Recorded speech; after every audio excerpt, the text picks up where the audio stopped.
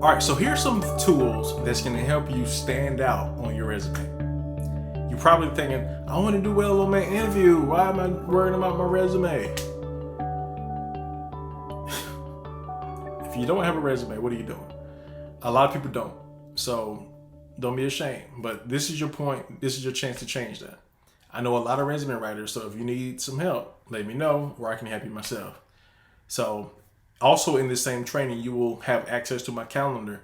Throw some time on my calendar and let me know if I can give you a resume review. I'd be more than happy to help you. No charge.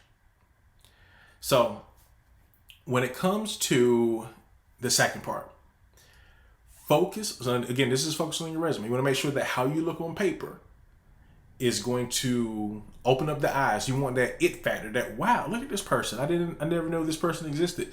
Where they been all my life? I've been looking for this person to fill this job. Now, here you go. You have to remember that the recruiters have a job to do. They're looking for somebody to fill a need of the company or the department or their team that you may be a great fit for. Help them out. Help them out. We as recruiters can be a little short-sighted, and that's just fair to say, because we're constantly looking and flipping through email after email, paper after paper, new job after new job. I can receive one job and probably look at anywhere from 60 to 300 candidates for that one job. You versus 300 people. You versus 25 people. Now that's a better situation, but we'll talk about that later. Just think about that. What are the stages that your resume is going to go through before it's considered to be number one? Help the recruiter, because they have a lot of things to do, a lot of candidates to consider, and they do not want to miss you. You may be the game changer. So let's focus on that. So focus on the results and what makes you unique. Resumes should never have simply or only job descriptions listed as bullet points, unless you are applying for a federal job. Most people are not applying for federal jobs. I know this because the government is this big. But everyone else in private industry or wherever you're working, do make sure that every bullet point counts on your resume. Make sure that you're focusing on how you made an impact, how you made a change, how you made a difference, how you stood out. What did you do that no one else has done?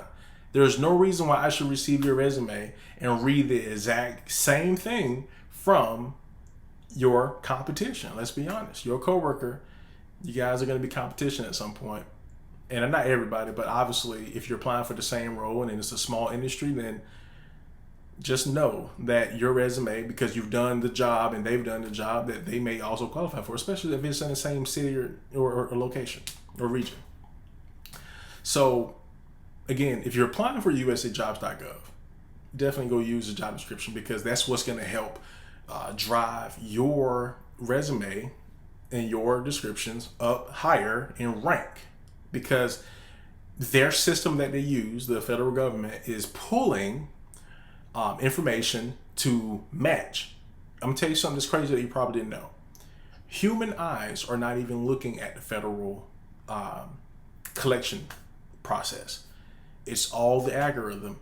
The algorithm itself actually shows the individual people who rank the highest. It will not even show up in the hiring manager's pile if it doesn't rank a certain level. How do you rank if you're looking for a federal role?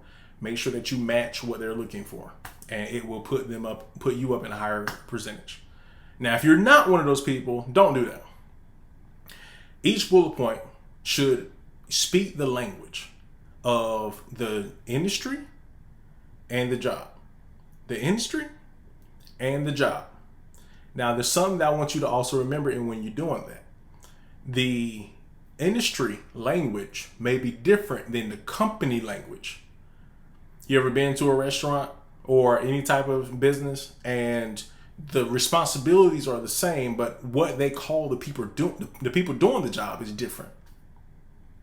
So the industry language has a basis for what it is. But there may be company language. Try not to get caught up in the company language, because that company language is not going to be on the resume. Focus on the industry language and the job language.